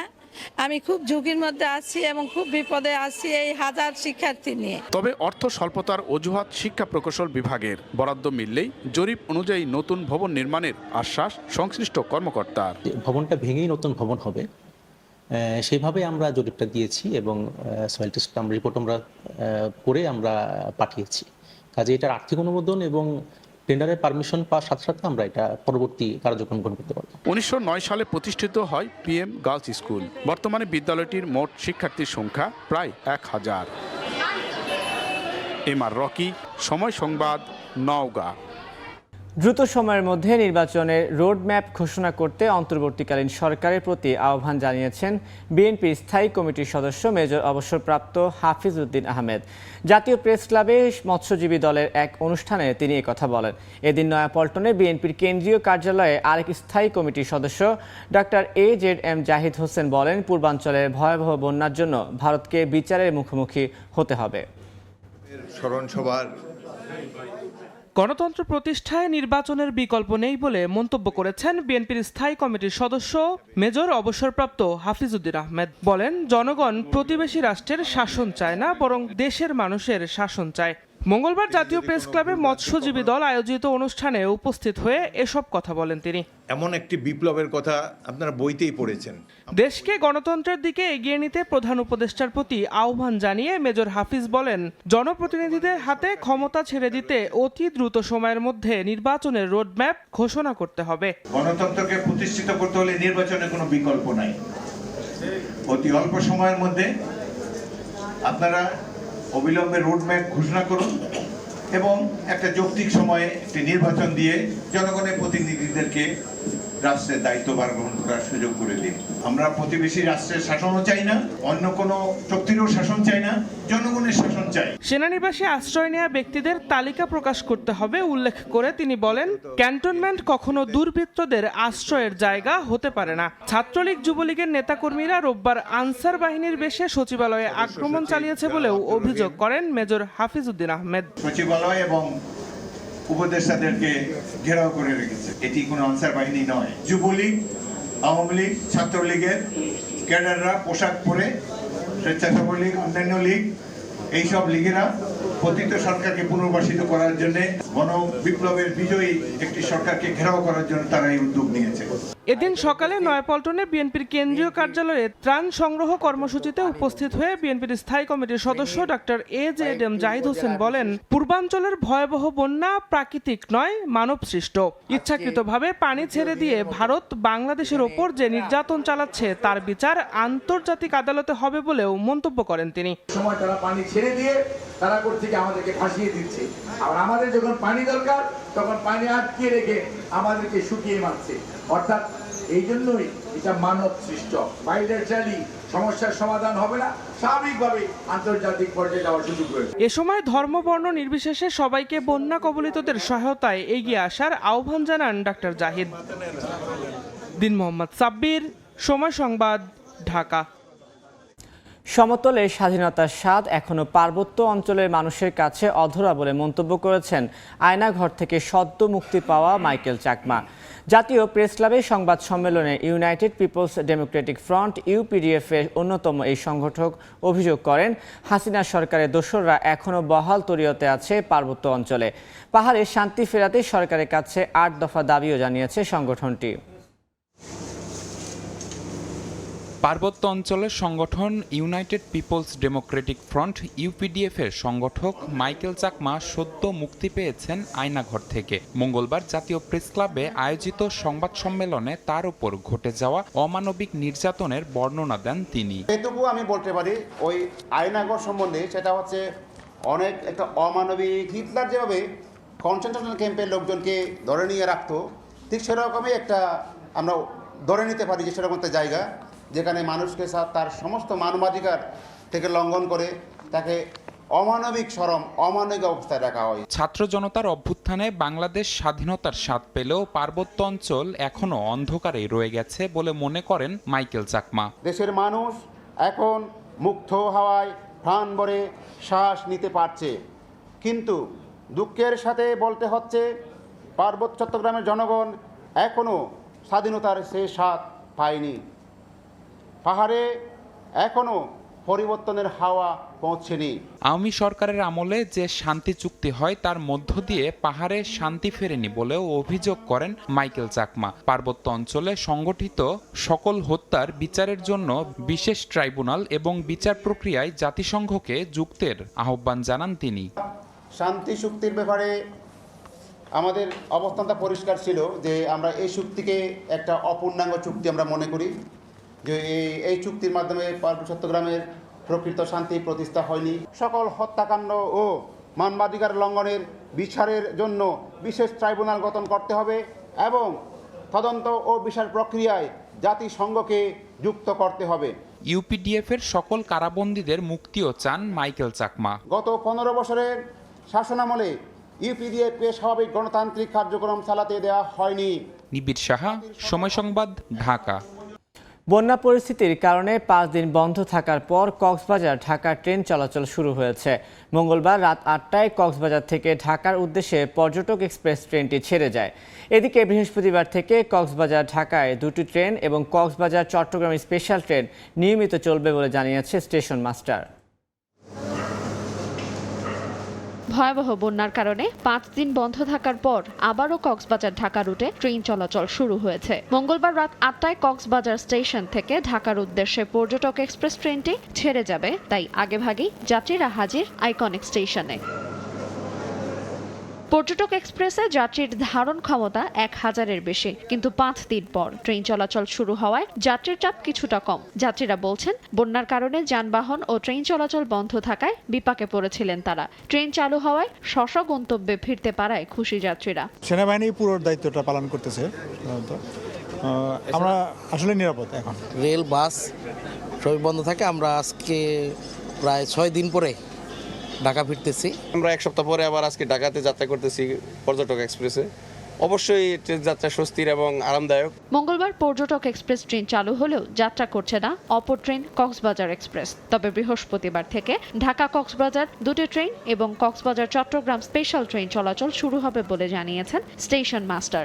ঢাকা কক্সবাজার ঢাকা যে 2টো আন্তনগর ট্রেন আছে, এই 2টো ট্রেন নিয়মিতভাবে চলাচল করবে এবং কক্সবাজার স্পেশাল ট্রেনটি চট্টগ্রাম পর্যন্ত যথানিয়মে প্রতিদিনই চলাচল করবে। এর আগে গত 22 আগস্ট বন্যার কারণে ঢাকা কক্সবাজারের সঙ্গে রেল যোগাযোগ বন্ধ ছিল। সময় সংবাদ, কক্সবাজার। বিহার ও ঝাড়খণ্ডে অতিবৃষ্টির কারণে ভারতের পশ্চিমবঙ্গে ফারাক্কা বাঁধের 109টি গেট খুলে দেয় পদ্মা নদীতে পানি বাড়ছে, তবে এখনও তা বিপদসীমার নিচে রয়েছে। এতে রাজশাহী, চাঁপাইনবাবগঞ্জ, পাবনা, সিরাজগঞ্জ, কুষ্টিয়া সহ নদী তীরবর্তী বিভিন্ন জেলার নিম্নাঞ্চলে প্লাবনের আশঙ্কা করছেন নদী তীরের বাসিন্দারা। তবে পানি উন্নয়ন বোর্ড বলছে, পানি কিছুটা বাড়লেও আতঙ্কিত হওয়ার কিছু নেই। সংকট মোকাবেলায় নেওয়া হয়েছে সব ধরনের প্রস্তুতি। হাবিবুর রহমান পাপ্পুর তোলা ছবিতে বিস্তারিত সাইফুর রহমান রকির প্রতিবেদনে। প্রতি বছরই বর্ষা মৌসুমে ফারাক্কার বাঁধ খুলে দেয়া হয়। ভারতের বিহার ও ঝাড়খণ্ডে অতিবৃষ্টির কারণে এবারও খুলে দেয়া হয়েছে ফারাক্কা ব্যারেজের 109টি গেট। এতে হু হু করে বাড়ছে পদ্মা নদীর পানি। রাজশাহী, চাঁপাইনবাবগঞ্জ, পাবনা, সিরাজগঞ্জ, কুষ্টিয়া সহ বেশ কয়েকটি জেলার নিচু এলাকায় বাসাবাড়িতে পানি ঢুকে পড়তে পারে বলে আশঙ্কা করছেন নদী তীরবর্তী বাসিন্দারা। তবে মঙ্গলবার পর্যন্ত এসব জেলাগুলোতে পদ্মা নদীর পানি বিপদসীমার 1 থেকে 2 মিটার নিচ দিয়ে প্রবাহিত হচ্ছে। নদীর পানি বাড়ায় বেশ কয়েকটি বাসাবাড়িতে বিষাক্ত সাপ ও পোকামাকড় ঢুকে পড়ছে বলে জানান স্থানীয়রা। ছেলেপিলে নিয়ে আতঙ্কে শুয়ে থাকি, কখন হয়তো এ বুঝিন পানি ঢুকে গেছে ঘরে, এ বুঝিন বাড়িকে ভাসছিলে চলে যাচ্ছে, এরকম হয়। পানি আরো তো আসতেছে, এখন আমাদের মনে সবসময় আতঙ্কেই থাকি আমরা। কোনো বাঁধ নাই, কোনো বান্দা নাই, এই জন্য আমাদের খুব কষ্ট হয়। তবে পানি উন্নয়ন বোর্ডের নির্বাহী প্রকৌশলী জানান, যে কোনো অনাকাঙ্ক্ষিত পরিস্থিতি মোকাবিলায় প্রস্তুত আছেন তারা। মাত্রাতিরিক্ত পরিমাণ বৃষ্টি হয় ফারাক্কার আপস্ট্রিমে ইন্ডিয়া অংশে, তাহলে সেক্ষেত্রে এক্সট্রা পানির প্রেশারের যদি আসে, আমাদের বন্যা পরিস্থিতির বা উদ্ভূত কোনো পরিস্থিতি সৃষ্টি হয়, আমরা শারীরিকভাবে প্রস্তুত আছি। রাজশাহীতে পদ্মা নদীর পানির বিপদসীমা 18.5 মিটার। মঙ্গলবার পানির উচ্চতা পাওয়া গেছে 16.30 মিটার। সাইফুর রহমান রকি, সময় সংবাদ, রাজশাহী। ভারতের পানি আগ্রাসনের প্রতিবাদে টাঙ্গাইলে বিক্ষোভ মিছিল ও প্রতিবাদ সমাবেশ করেছেন কওমি ওলামা পরিষদ। মঙ্গলবার সকালে বিভিন্ন এলাকা থেকে খণ্ড খণ্ড মিছিল নিয়ে শহরের পৌর উদ্যানে এসে জমায়েত হন সংগঠনটির নেতাকর্মীরা। পরে একটি বিক্ষোভ মিছিল বিভিন্ন গুরুত্বপূর্ণ এলাকা ঘুরে একই স্থানে গিয়ে শেষ হয়। পরে সেখানে সংক্ষিপ্ত সমাবেশ অনুষ্ঠিত হয়। ভারতের পানি আগ্রাসনে বন্ধে অন্তর্বর্তীকালীন সরকার সহ দেশবাসীকে ঐক্যবদ্ধ হবার আহ্বান জানান বক্তারা।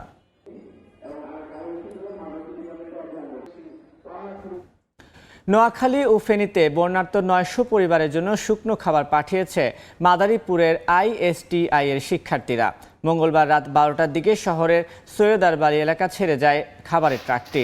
সকাল থেকে প্রতিষ্ঠানের 300 শিক্ষার্থী খাবারগুলো প্যাকেট করে ট্রাক ভর্তি করেন। শুকনো খাবারের পাশাপাশি বিশুদ্ধ পানি ও পানিবাহিত রোগের ওষুধও দেওয়া হয়। এর আগে 3 দিন ধরে বিভিন্ন দলে দলে ভাগ হয়ে আর্থিক সহায়তার প্রায় 4.5 লাখ টাকা সংগ্রহ করে শিক্ষার্থীরা। নিজেদের মতো করে বন্যার্তদের পাশে দাঁড়াতে পেরে খুশি ইনস্টিটিউট অফ হেলথ টেকনোলজির শিক্ষার্থীরা। চাঁদপুরের হাইমচরে মেঘনা পাড়ে পানিবন্দী মানুষের মাঝে খাদ্য সহায়তা দিয়েছে জেলা ছাত্রদল। মঙ্গলবার বিকেলে উপজেলার 400 পরিবারের হাতে এসব খাদ্য সহায়তা তুলে দেন ছাত্রদল নেতা জিয়াউর রহমান সোহাগ।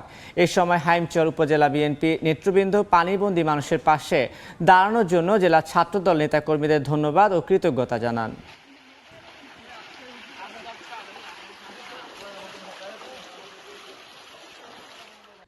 দীর্ঘ 9 বছর পর কক্সবাজারে ফিরেছেন বিএনপির স্থায়ী কমিটির সদস্য সালাউদ্দিন আহমেদ। মঙ্গলবার দুপুরে তিনি ঢাকা থেকে বিমানে করে কক্সবাজারে পৌঁছান। এই সময় স্থানীয় নেতাকর্মীরা তাকে স্বাগত জানান। পরে সালাউদ্দিন আহমেদের আগমন উপলক্ষে একটি মিছিল বের করা হয়। মিছিলটি শহরের প্রধান সড়ক প্রদক্ষিণ করে জেলা বিএনপি কার্যালয়ে গিয়ে অবস্থান নেয়। গত 11ই আগস্ট ভারত থেকে দেশে ফেরেন বিএনপির স্থায়ী কমিটির সদস্য সালাউদ্দিন আহমেদ।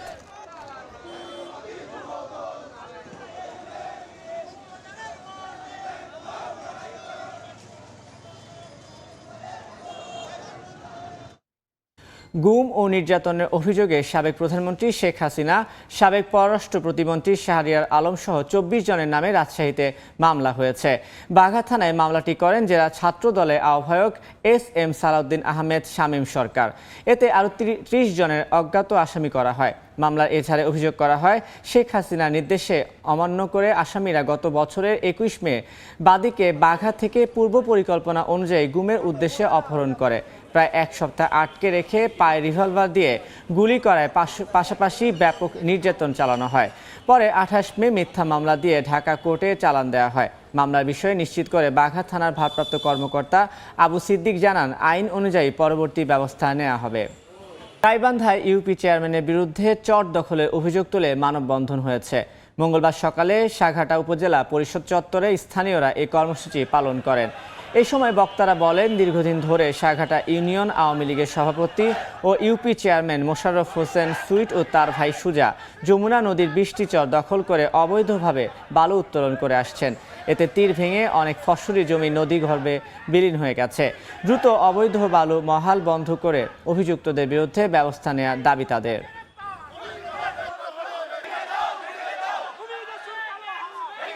ঢাকা বিশ্ববিদ্যালয়ের 30তম উপাচার্য হিসেবে দায়িত্ব নিলেন প্রফেসর ডক্টর নিয়াজ আহমেদ খান। মঙ্গলবার দুপুরে তিনি বিশ্ববিদ্যালয়ের রীতি অনুযায়ী উপাচার্য কার্যালয়ে যোগ দেন। বিকেল 4টার পর বিশ্ববিদ্যালয়ের রীতি অনুযায়ী এই জ্যেষ্ঠ অধ্যাপক উপাচার্যের দায়িত্ব নেন। এই সময় উপস্থিত বিশ্ববিদ্যালয়ের বিভিন্ন বিভাগের শিক্ষকগণ শুভেচ্ছা জানান নবনিযুক্ত উপাচার্যকে। তাৎক্ষণিক প্রতিক্রিয়ায় তিনি বলেন, বিশ্ববিদ্যালয়ের স্বাভাবিক কার্যক্রম দ্রুত ফেরানোর উদ্যোগ নেবে নতুন প্রশাসন।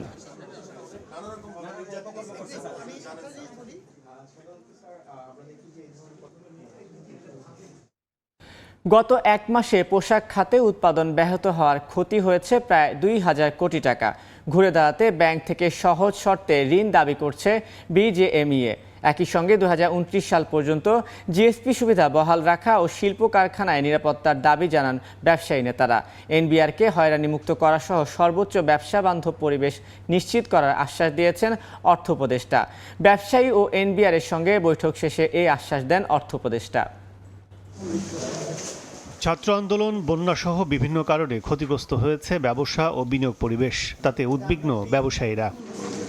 মঙ্গলবার আগারগাঁওয়ে পরিকল্পনা মন্ত্রণালয়ের অর্থ উপদেষ্টা কার্যালয়ে একের পর এক বৈঠক করেন বিভিন্ন খাতের ব্যবসায়ী নেতারা। বৈঠক শেষে বিজেএমইএ নেতারা সাংবাদিকদের জানান, সাম্প্রতিক ঘটনায় তৈরি পোশাক খাতে ক্ষতি হয়েছে প্রায় 2000 কোটি টাকা। এনবিআর, এলসি সহ নানা ইস্যুতে কথা হয়েছে বলেও জানান তারা। এখন এলসি করতে গেলে ওই মার্জিন চাওয়া হচ্ছে, এইগুলো আমরা তুলে ধরেছি এবং এই ব্যাপারে উনি বাংলাদেশ ব্যাংকের গভর্নরের সাথে কথা বলে বা অর্থ সচিবের সাথে কথা বলে এইগুলি ব্যবস্থা নেবেন। চাঁদাবাজি হচ্ছে, সেই চাঁদাবাজিগুলো আমরা কনসার্ন এনেছি, উনি এগুলো ব্যাপারেও আমরা ইমপ্রুভ করার চেষ্টা করছে। ক্ষতি পুষিয়ে নিতে তারা চান সহজ শর্তের ব্যাংক ঋণ। প্রায় 15-16-17 দিনের মতো প্রোডাকশন বন্ধ ছিল, যার ফলে ফ্যাক্টরিগুলি তাদের ডকুমেন্ট হয়তো অন টাইম ব্যাংকে দিতে পারবে না। ফ্লাডের কারণে আমাদের 4-5 দিন অনেক এক্সপোর্ট যেতে পারে নাই। এই সমস্ত কারণ মিলে আমরা একটা সহযোগিতা চেয়েছি।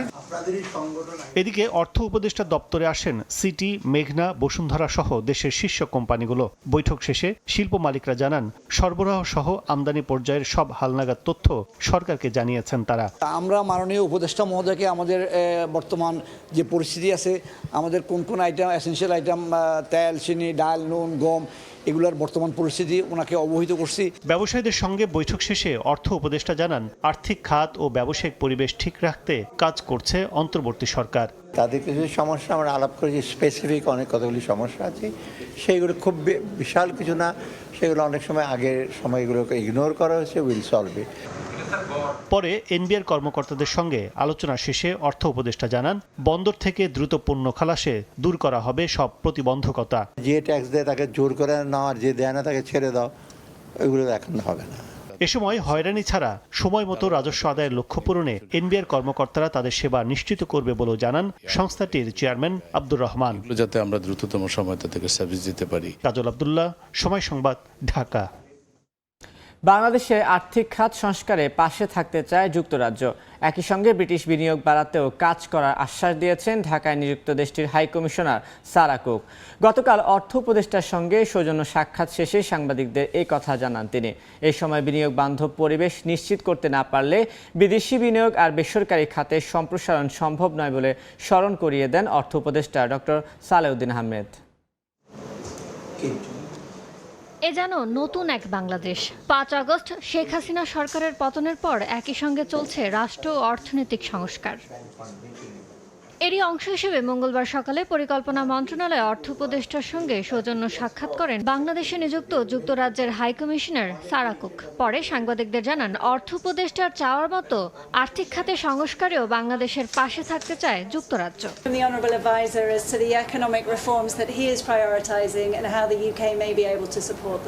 বাংলাদেশে বিনিয়োগ বাড়াতেও যুক্তরাজ্যের ব্যবসায়ীদের আগ্রহী করতে কাজ করছেন তারা। The UK is a very strong partner with Bangladesh. We have a very strong trade and investment environment. Of course, we'd like to see more foreign direct investment from the UK into Bangladesh. বিদেশি বিনিয়োগ ও বেসরকারি খাতের সম্প্রসারণকে অগ্রাধিকার দিয়ে অন্তর্বর্তী সরকার আর্থিক খাতের সংস্কারের উদ্যোগ নিয়েছে বলে জানান অর্থ উপদেষ্টা।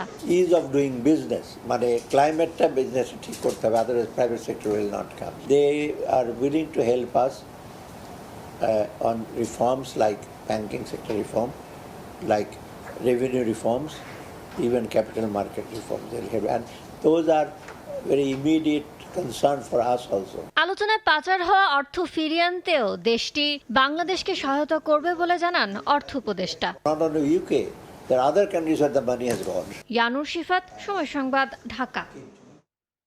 বন্যার কারণে শত শত পণ্যবাহী পরিবহন আটকে আছে ঢাকা ও চট্টগ্রাম মহাসড়কে। এতে পরিবহন সংকটে দেশের ভোগ্যপণ্যের সবচেয়ে বড় পাইকারি বাজার চট্টগ্রামের চাকতাই খাতুনগঞ্জ। বেচা বিক্রিতেও দেখা দিয়েছে স্থবিরতা। সরবরাহ সংকটে দাম বেড়েছে বেশ কিছু পণ্যের।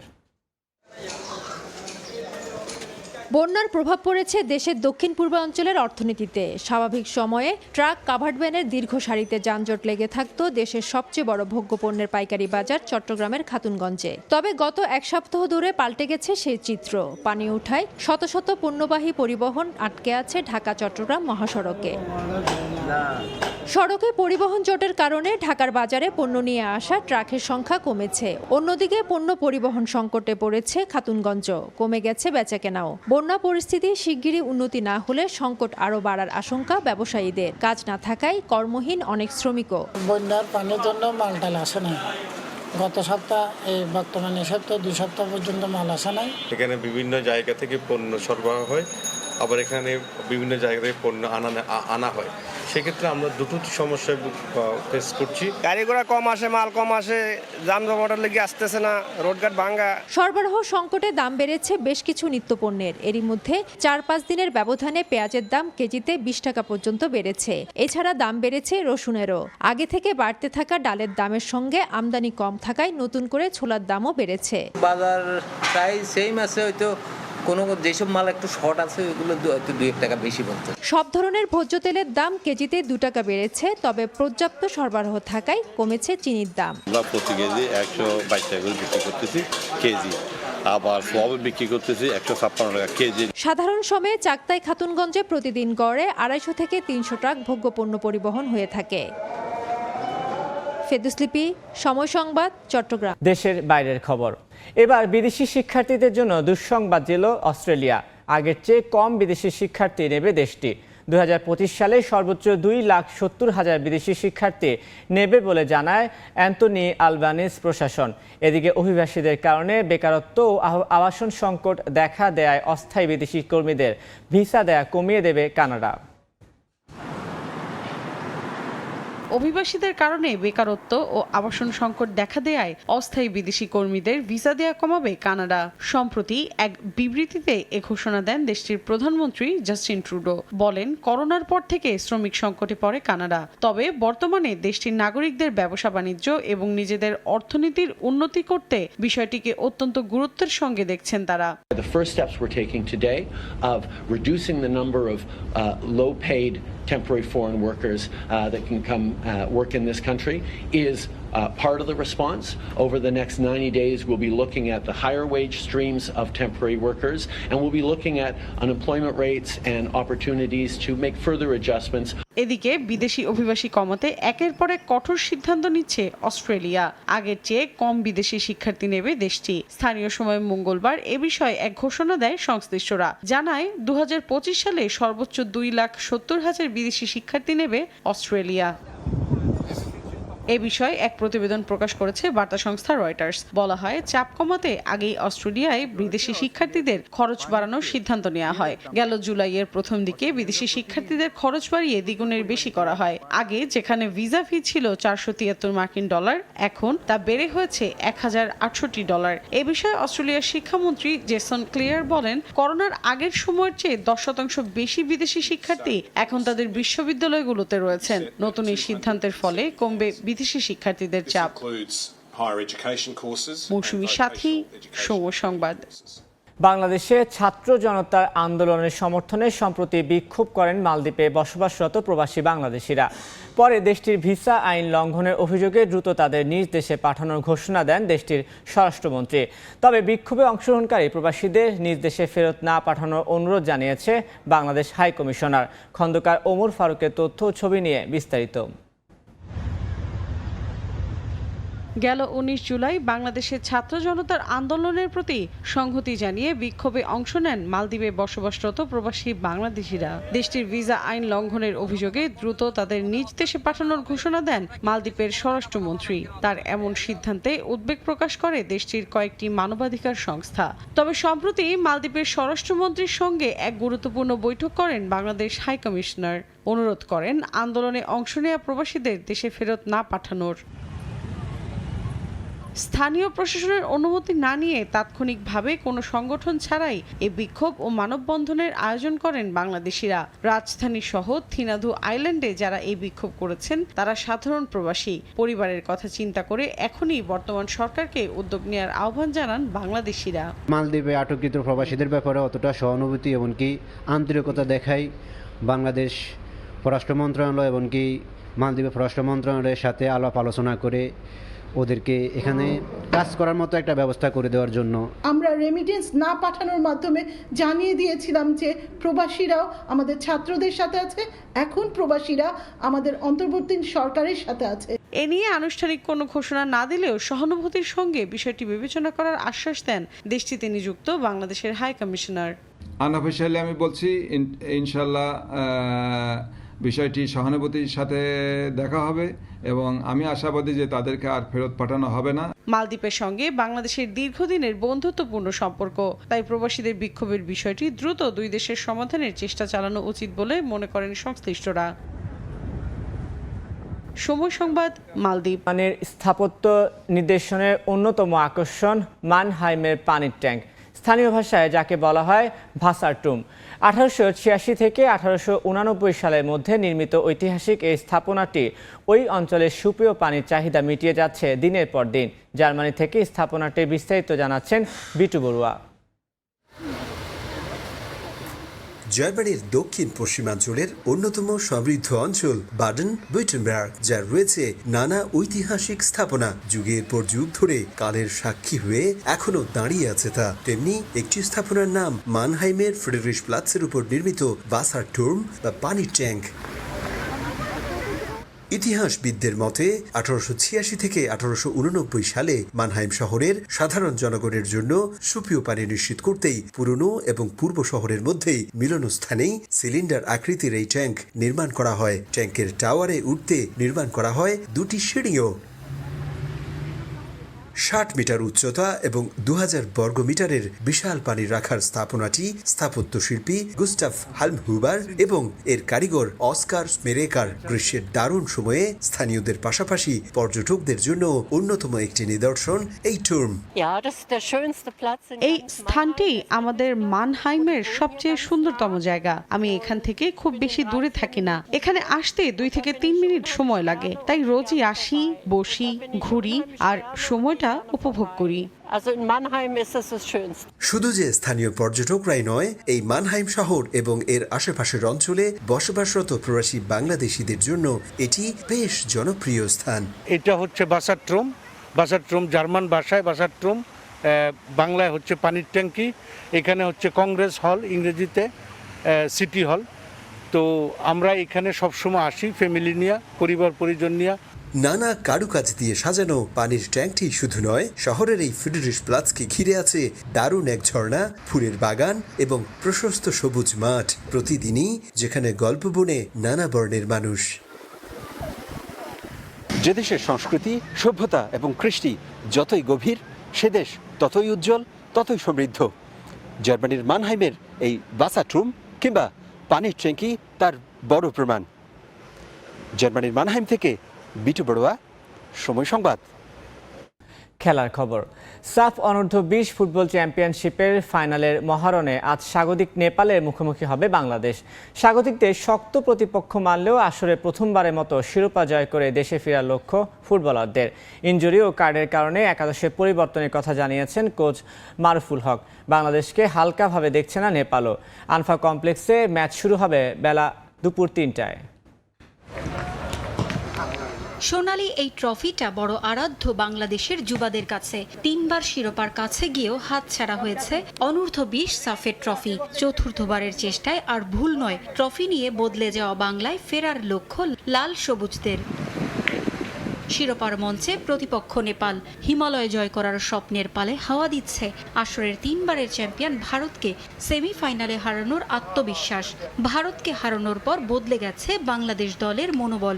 গ্রুপ পর্বের শেষ ম্যাচে এই নেপালের কাছে হেরেছিল যুবারা।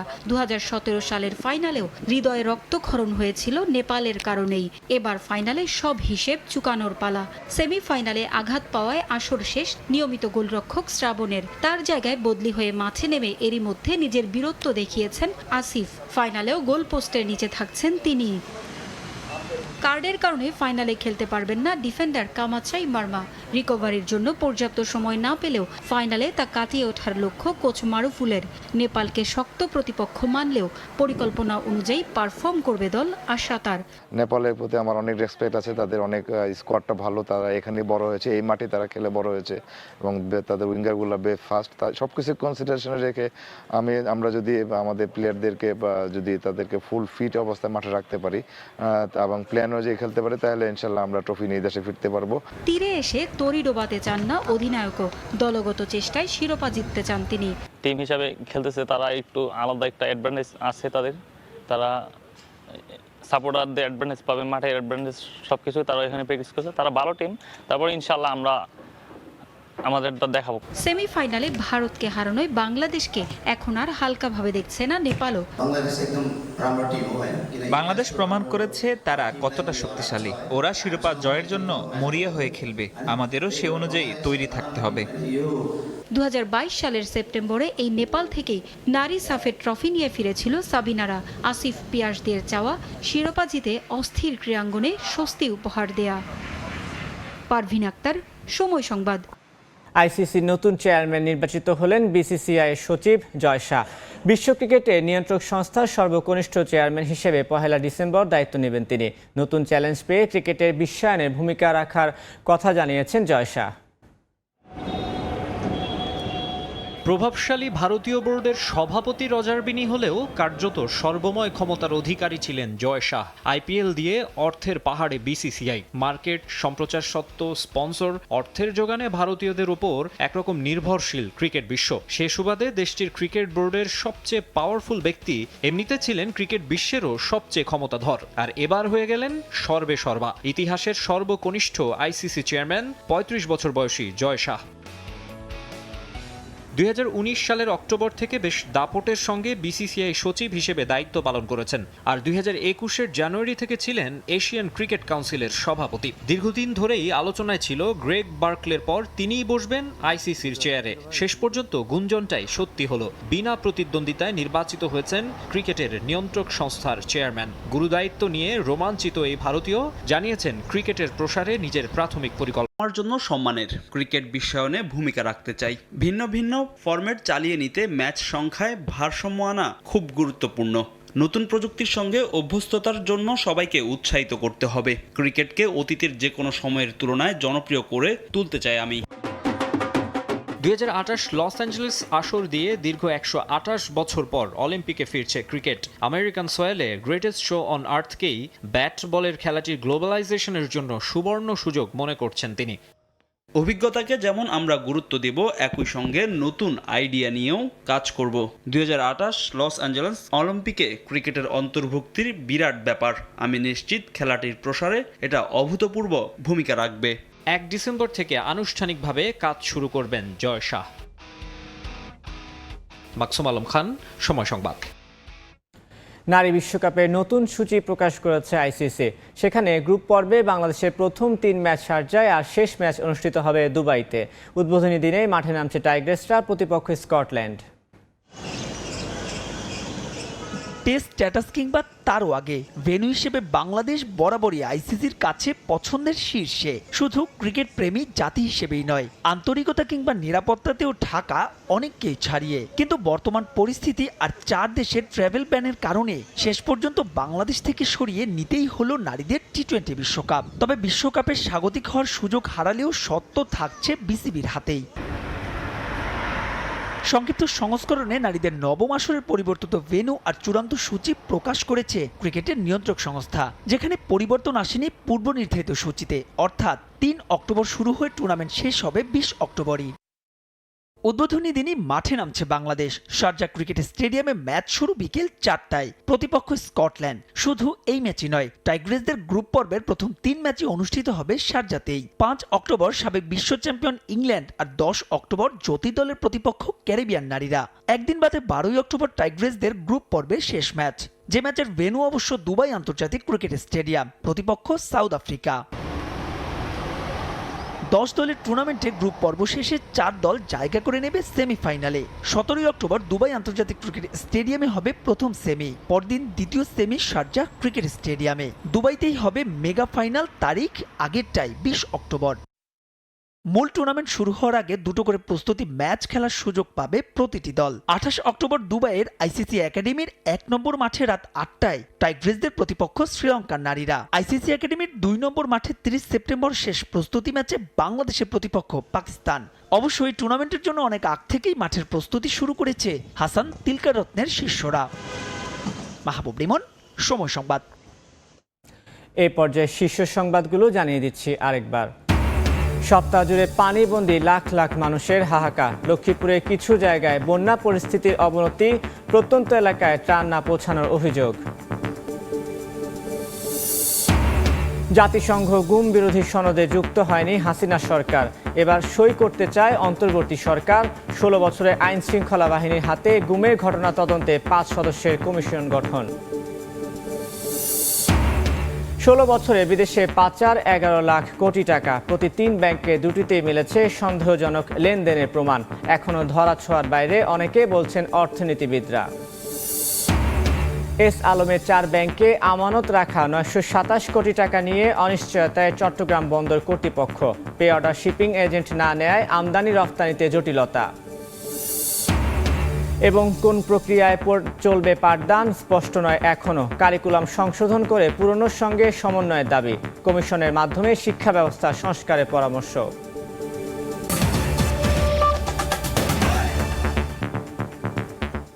এই ছিল ভোরের সময়ে, সঙ্গে থাকুন সময়ের।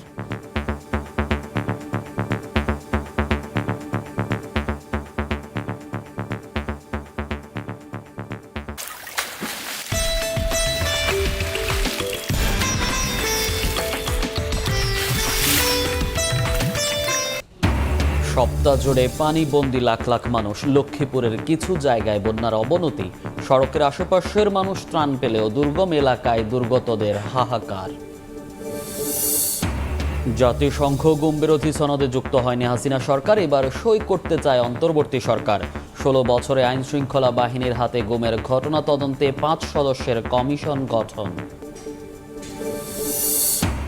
16 বছরে বিদেশে পাচার 11 লাখ কোটি টাকা। প্রতি 3 ব্যাংকের 2টিতেই মিলেছে সন্দেহজনক লেনদেনের প্রমাণ। ধরাছোঁয়ার বাইরে অনেকে, বলছেন অর্থনীতিবিদ। এস আলমের 4 ব্যাংকে আমানত রাখা 927 কোটি টাকা নিয়ে অনিশ্চয়তায় চট্টগ্রাম বন্দর কর্তৃপক্ষ। পে অর্ডার শিপিং এজেন্ট না নেয় আমদানি রফতানিতে জটিলতা। এবং কোন প্রক্রিয়ায় চলবে প্রাথমিক ও মাধ্যমিকের পাঠদান স্পষ্ট নয় এখনো। আগের কারিকুলাম সংশোধন করে সমন্বয়ের দাবি। কমিশন করে শিক্ষা ব্যবস্থা সংস্কারের পরামর্শ।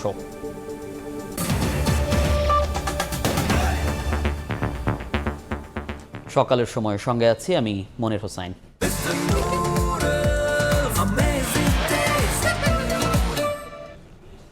সপ্তাহ জুড়ে পানিবন্দী লাখ লাখ মানুষ। লক্ষ্মীপুরের কিছু জায়গায় পানি বেড়েছে, ত্রাণের জন্য হাহাকার বাড়ছে বন্যার্ত মানুষের।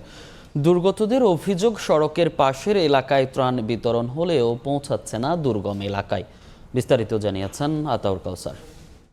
এই জায়গায় অন্তত 12টি ঘর আছে, যে 12টি ঘরের অন্তত 50 জন মানুষ গত 3 দিন আগেই ঘর ছেড়ে যেতে বাধ্য হয়েছেন, কারণ বন্যার পানি ক্রমেই বাড়ছে। উজানের ঢল যতই ধেয়ে আসছে ফেনী থেকে নোয়াখালী লক্ষ্মীপুরের দিকে ততই বাড়তে থাকছে এই বন্যার পানি। এখানকার মানুষ যারা এখনো পর্যন্ত আছেন তারা বলছেন গত 3 দিন আগেও এখানকার পানি আরো অর্ধেক পরিমাণ কম ছিল, যে পানি গত 2 দিনে বেড়ে অন্তত দ্বিগুণ হয়েছে এবং এখনো যে পরিমাণ পানি আসছে তারা আশঙ্কা করছেন তারাও হয়তো আর বেশি সময় থাকতে পারবেন না